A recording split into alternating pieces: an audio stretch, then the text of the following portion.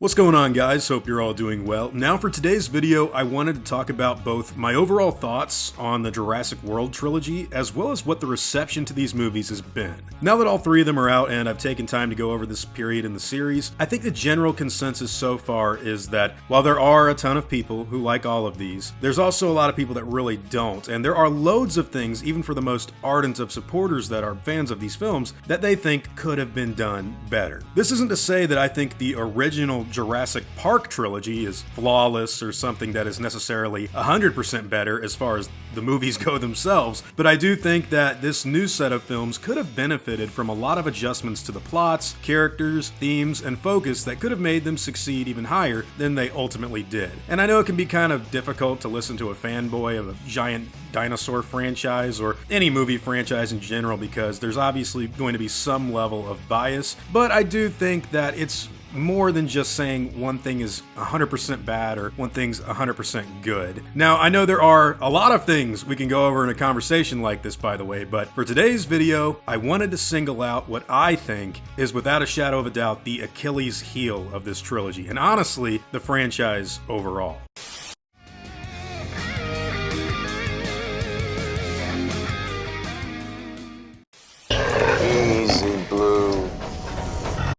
So looking back at these movies, we can see that Jurassic World is the highest rated entry in the trilogy with the best critical reception and box office performance of the bunch. Fallen Kingdom came up way shorter with critics and audiences and made around $350 million less. And then rounding out the trilogy, Dominion fared the worst of not only the Jurassic World series as far as critics go, but for the entire franchise in general. It made $300 million less than Fallen Kingdom, but did win over some audience members who didn't like that second movie. So from here, it's incredibly apparent that the Jurassic World trilogy is in a noticeable decline. And in my opinion, if they were to put out another one of these movies, it would make a bare minimum of $200 million less than Dominion. But I think it could even be tapping out at around the $600 to $700 million range personally. Which by that time, we're talking about falling back into what the box office was for the Lost World Jurassic Park over 25 years ago. So yeah, critics don't like these movies. Audiences are very mixed on them, to say the least. And while they have made a lot of money, they've obviously been making less with each entry. So what happened? Why is it that we saw big drops between each entry? And what is it that the movies could do to fix this sort of problem? Well, to sum this all up in general, I'd like to say that the one thing we have to immediately point to, and I will be honest, this is not just endemic of the Jurassic World trilogy, but of modern Hollywood in general, is the screenwriting. And where does he think he's going? When you gotta go, you gotta go. Do you two talk a lot? He slid into my DMs. Now look, I know there are a lot of people that kind of group all three of these movies as some kind of collective thing, and I understand why they would do that. I do want to say that when you've got a very clear sign of drop-offs and disappointment in a franchise, it's better suited to pinpoint when exactly things went wrong for people and why they are airing out their grievances, including myself. There is a big reason why Jurassic World from 2015 has a significantly higher box office and critical reception when it comes to the other movies. And yes, I will say I don't personally think it's perfect either, yet still I don't think that's only due to nostalgia and high anticipation from there not being a Jurassic movie since 2001. I think the reviews would have been way more negative had that been the case, but instead, it got better reception than both The Lost World and Jurassic Park 3. And again, while not a perfect movie, the first entry in the Jurassic World trilogy doesn't seem to be criticized anywhere near as much as the second and third parts of that trilogy. So why is that? Well, going back to the later days of Jurassic Park 4, Rick Jaffa and Amanda Silver worked with Steven Spielberg on construction of that film's script. Since we're talking about the writing of these movies, I thought this would be a good place to start. I know it's a long time ago, but stay with me here. The director of Jurassic Park and The Lost World, Spielberg, had three ideas in mind that he wanted them to implement into this draft of the story. That there be an operational theme park, that there be a man that works closely with raptors, and that a new big bad dinosaur was introduced into the plot. Colin Trevorrow was hired on as director of this movie, but told Spielberg that there was no way that he could make the film in its current scripted form. So he got together with his writing partner, Derek Connolly, and rewrote Jurassic Park 4 into Jurassic World over a very short period of time. This was eventually shot and turned into the fourth film of the franchise, which ultimately led to Colin stepping down from director duties for the next movie, while J.A. Bayona took over. Colin still stayed on as writer though, this time without the help of an earlier draft by Rick Joff and Amanda Silver. He and Derek wrote the second movie in this trilogy, which was released to the same kind of response as The Lost World, which if you didn't know was both hated and loved in 1997. I'd personally say that Fallen Kingdom wound up being a little more disappointing than the second film to audiences, but I don't want to sugarcoat that film's reception either, even though I will admit that I am a big fan of it. I gotta throw that out there while I'm giving all this information to you guys. Lost World was always looked at by critics as being nowhere near as good as Jurassic Park, and even though I love it, I gotta say I agree. Next up came the leaving of Derek Connolly and the introduction of Emily Carmichael into the writer's room. Colin Trevorrow collaborated with her on the script that eventually became Jurassic World Dominion, the lowest rated Jurassic movie ever made and the least successful film of the new trilogy. But it wasn't just those two that worked on the script. And look at me. And look at you. Wow, this is so trippy. Look guys, one of the most interesting things about Jurassic World Dominion is even in the visual history book that they just released for the new trilogy, they reveal something pretty crazy about the writing themselves, and I just gotta relay this information to you guys honestly. Along with Emily Carmichael, Trevorrow brought in a number of uncredited screenwriters to work on Jurassic World Dominion's script in an unofficial capacity, including Michael Arndt, Aaron Bergeron, and Dante Harper. Quote, "They just kind of came in and kicked the tires with me," says the director. Jurassic franchise veteran David Koepp, who wrote the two Spielberg-directed Jurassic Park movies, also spent several weeks working on the Dominion script, as did Christy Wilson Cairns, the Oscar-nominated screenwriter of Sam Mendes' World War I movie 1917. My people say the raptor arrived in good condition.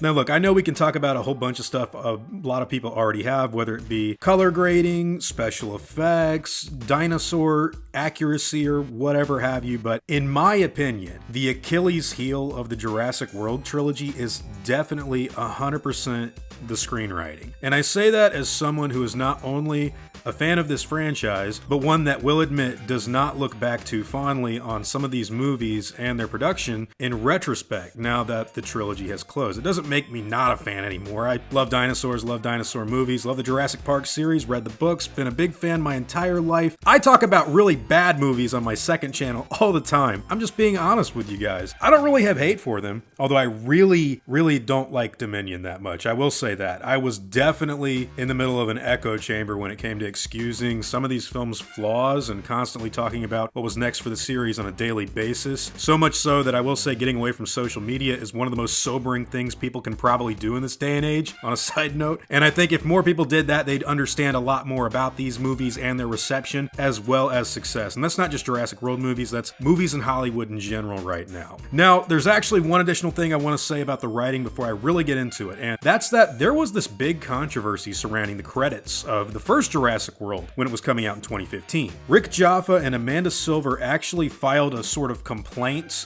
with the fact that their names were not included as screenwriters of that movie, and Colin Trevorrow and Derek Connolly were at first the sole people credited as to writing Jurassic World. Eventually, Rick Jaffa and Amanda Silver won that case and got their names put back on it, but at the time this was kind of a big deal. I don't want to pretend like I know what was going on with that, but judging by how much better that movie was received by people in comparison to what came after, I think it's at least partially true that Jaffa and Silver are absolutely responsible in some small way for that fourth movie's success, and they should be acknowledged as such. For those of you who don't know, this is the writing team behind the newer Planet of the Apes trilogy, a series of films that were not only big hits with revitalizing a dormant franchise, but loved by critics and audiences as well. In fact, I wouldn't be surprised if this was one of the reasons Steven Spielberg hired them to help make Jurassic World in the first place, let alone their work on the cult classic science fiction horror film The Relic from the 90s. Not the greatest movie ever made, but pretty Jurassic in the grand scheme of things. So in my eyes, this was definitely a writing team with a good resume that could offer a lot of stuff to the brand. In fact, if James Cameron, the guy that made the Terminator movies, Aliens, The Abyss, which is one of my favorites ever, if that guy picked up Rick Jaffa and Amanda Silver, that's saying something. We gotta acknowledge that. Now,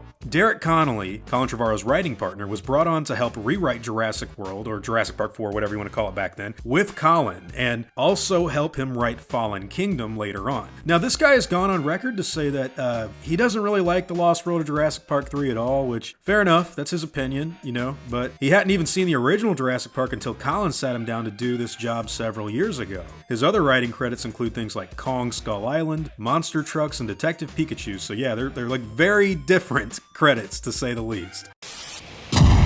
Mommy's very angry. Holy!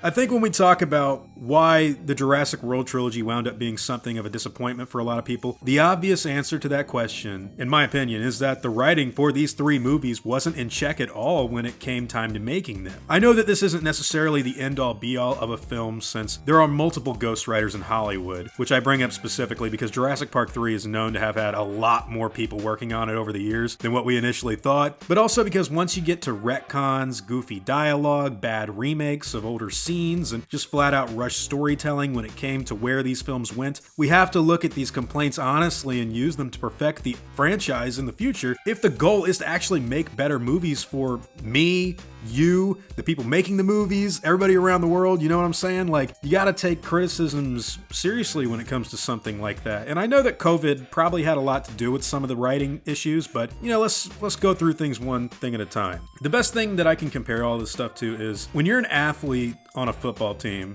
or a professional fighter, you know, in the UFC or something, and you've got weak points in your game, it's important for someone on your team to tell you, hey man, hold up. I think we need to work on this before you go back out there, because if we don't, you're going to get hurt, and get hurt bad, which if you're looking at how these movies have been performing and how critics have been receiving them, I'd say we really need to sit down and have that conversation. If the Jurassic Park series doesn't do that, I think it will inevitably lose more of the audience and more esteem from critics, because it will just continue to go down into that declining spiral. And when you don't address problems, they tend to pile up on top of more problems. So while I know that there are some people that are more disappointed in the fact that certain dinosaur species didn't show up, like the Spinosaurus, or certain characters didn't have interesting action set pieces, or maybe that the movie wasn't filmed immaculately, the biggest issue to be addressed should really be the scripts, lest even more issues arise because of that oversight. There is a very obvious reason Steven Spielberg did not write Jurassic Park in 1993, or The Lost World for that matter in 1997, or even some of his other gigantic hits.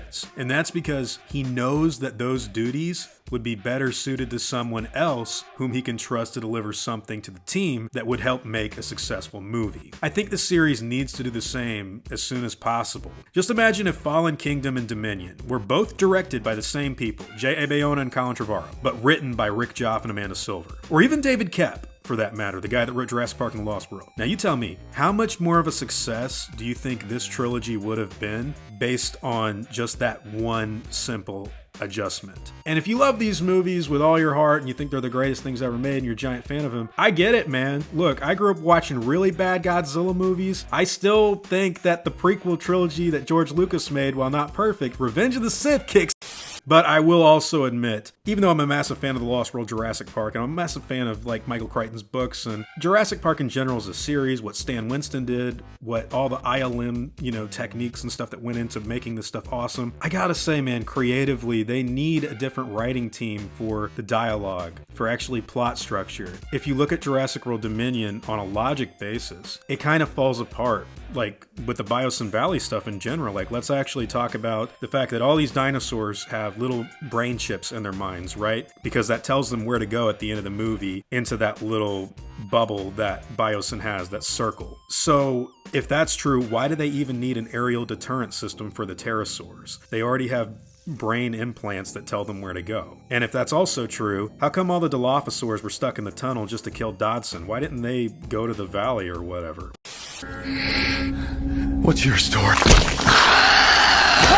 On top of that, why would you create some sort of safety protocol that would have all the dinosaurs enter in one little area because you're trying to protect them when you know that the dinosaurs would just end up fighting each other? Also, everything to do with the actual Giganotosaurus and how it's presented in the movie, what it does, it's not intimidating. It doesn't kill anybody in the film. It gets beat up by the T-Rex at the end after beating the T-Rex up, which is something we've seen again and again in these movies. And I really think they've got to take the time to sit down and say, hey man, our logic here needs a lot of restructuring. That's not to throw any writer under the bus. That's not to really, do something like insult anybody's intelligence. I'm just gonna say, as someone that was not a fly on the wall when these movies were getting made, there's definitely a reason the 2015 film was held much more higher in esteem than what came after it. And again, I'm not saying it's perfect, but if I had to point at one thing, it wouldn't be CGI. It wouldn't be color grading. It wouldn't even necessarily be direction. I really think the biggest problem, and the one thing that would have elevated this material greatly, would be the writing. But hey guys, as a fan of this franchise, and as someone who's probably gonna go watch The Lost World Jurassic Park right now after doing this video, I just wanted to ask all of you guys what your thoughts are on these films. How do you think the franchise could improve in the future? Do you agree with me about the writing credits of these movies? And what do you think about this trilogy in general? There are a lot of things that I will say did work out really well. I actually think Chris Pratt and Bryce Dallas Howard are